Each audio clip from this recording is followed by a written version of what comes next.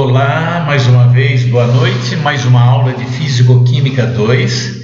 Nós vamos estudar agora ainda, continuando em propriedades coligativas, nós vamos estudar a elevação do ponto de ebulição, ou seja, vamos estudar a ebulioscopia, beleza?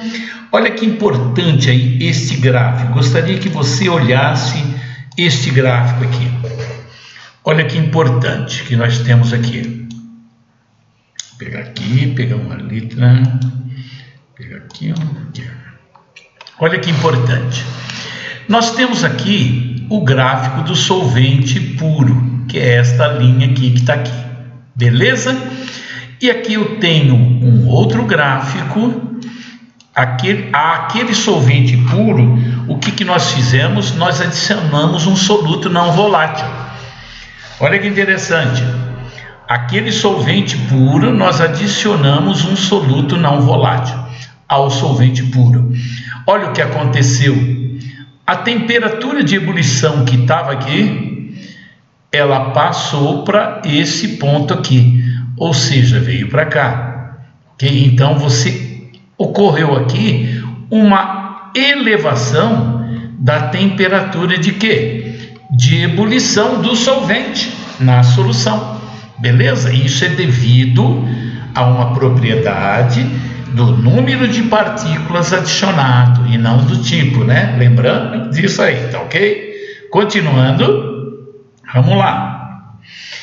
O que é ebulioscopia na realidade, né? A ebulioscopia, ela nada mais é do que uma propriedade coligativa em que você adicionando um soluto não volátil, né? O que acontece? Aumenta a temperatura de ebulição. É lógico. Vamos imaginar aqui, olha, esse gráfico está mais didático, olha aqui. Isso aqui é pressão de quem? P0, ou seja, quando a gente tem esse índice zero, que significa a pressão de vapor do solvente, né? A pressão do vapor do solvente puro, ela estava aqui, tá vendo? Aí eu adicionei um soluto não volátil, que ficou a minha solução com uma concentração 1. Aí eu adicionei mais soluto não volátil, ou seja, a uma concentração 2. Olha o que aconteceu com a temperatura de ebulição.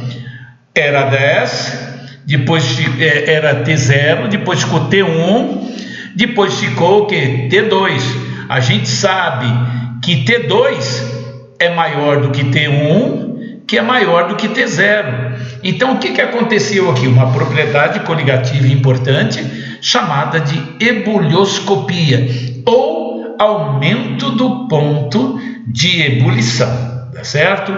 É lógico, isso ocorre porque você abaixa a pressão de vapor, não é verdade? Quando isso ocorre, porque o abaixamento da pressão de vapor da solução exige temperaturas mais altas para que aquela pressão de vapor atinja a pressão externa. Assim ocorra a ebulição. A ebulição, ela só ocorre quando a pressão de vapor atinge, no caso, a nossa pressão externa de 760 milímetros de mercúrio. Tá bem claro? Isso é muito importante, hein? É lógico que nós continuaremos através da relação do potencial químico. Importante dizer que no ponto de ebulição, olha, é lógico, pessoal, o potencial químico de uma substância pura, ela é sempre igual à energia livre molar. Lembra do trabalho que nós fizemos, que, ou seja, a variação da energia livre em relação ao número de mol do componente será sempre igual a quem? Ao potencial químico, tá certo? Se você tiver mais de um soluto naquela solução, você vai ter os vários potenciais químicos molares, que nada mais é do que a energia livre de Gibbs molar parcial de cada um, tá ok? Então, olha bem, no ponto de ebulição, o potencial químico do líquido ele tem que se igualar ao potencial químico do vapor. E nessa igualdade é que vai ocorrer todo o fenômeno, beleza? Com a presença do soluto, como a presença do soluto diminui o potencial químico do solvente na fase líquida, é preciso que nós aumentássemos a temperatura para que o potencial químico do solvente líquido se iguale ao potencial químico do solvente na fase gasosa, resultando assim, pessoal, o aumento do ponto de ebulição, e que é chamado de elevação do ponto de ebulição, é chamado de ebulioscopia. Beleza? Continuando, olha que importante aqui a relação entre o potencial químico e a temperatura nos vários estágios, não é verdade?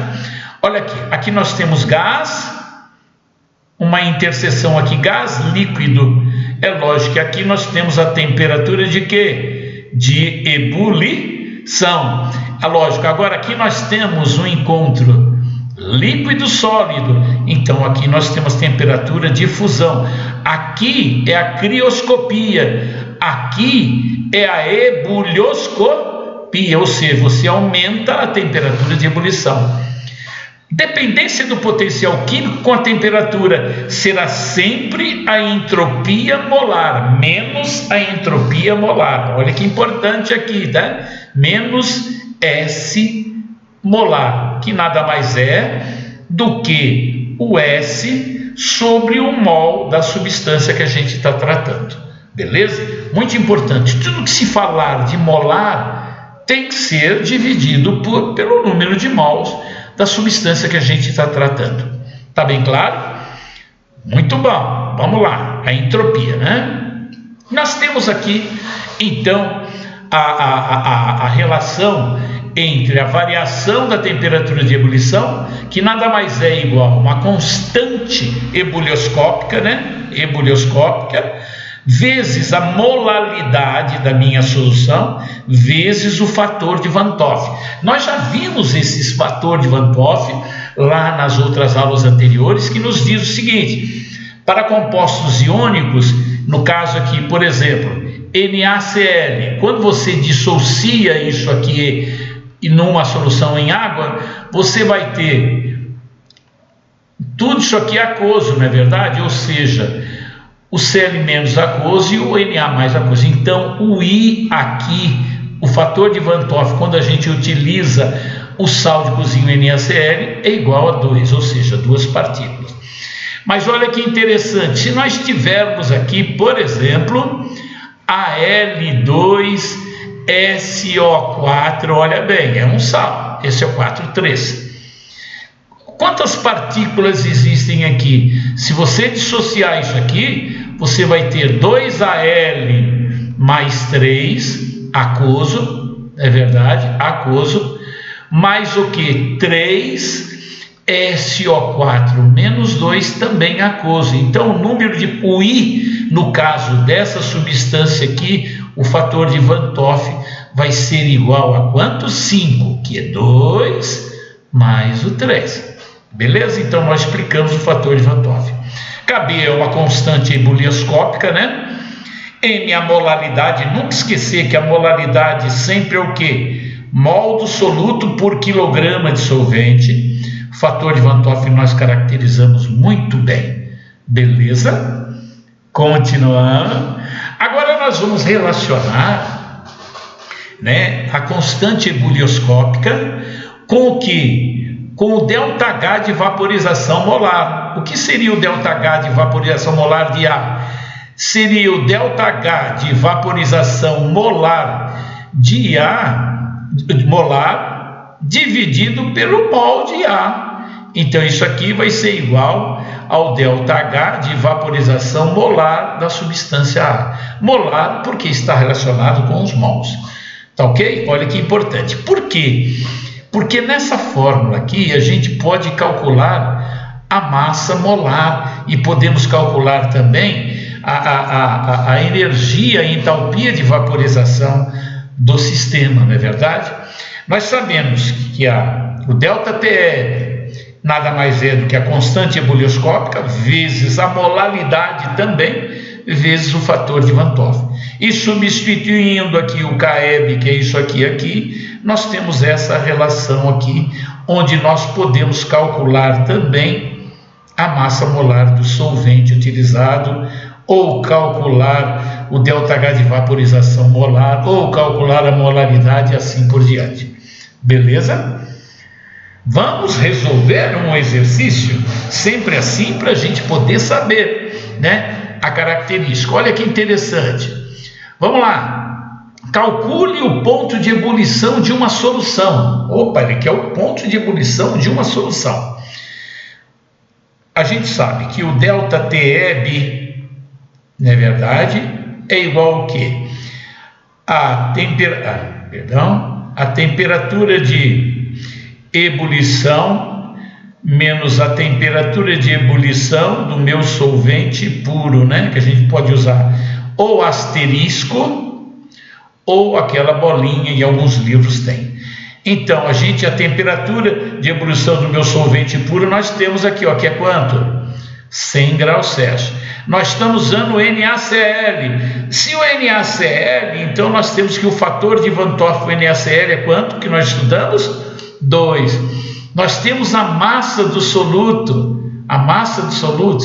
Se nós temos a massa do soluto, a massa do solvente nós também temos, que é 500 gramas, mas nós sempre utilizamos em quilograma, então preciso transformar para quilograma. Como nós temos a massa do soluto, temos o mol do soluto, nós conseguimos calcular o N do soluto, ou seja, o número de mol do soluto. Beleza?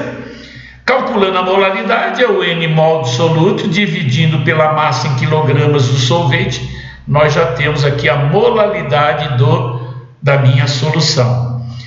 Fator de Van 't Hoff nós temos, calcular o ponto de elevação, esse ΔB, KE, nós calculamos aqui, deu 0,85 ΔTeb.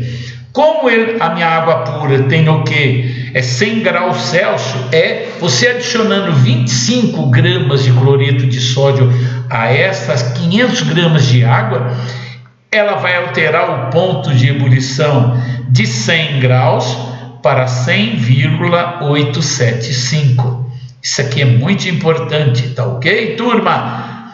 Nós vamos deixar para vocês alguns exercícios propostos para vocês poderem fazer, e as dúvidas sempre contatar o professor para poder saná-las, tá ok? Um abraço e até mais.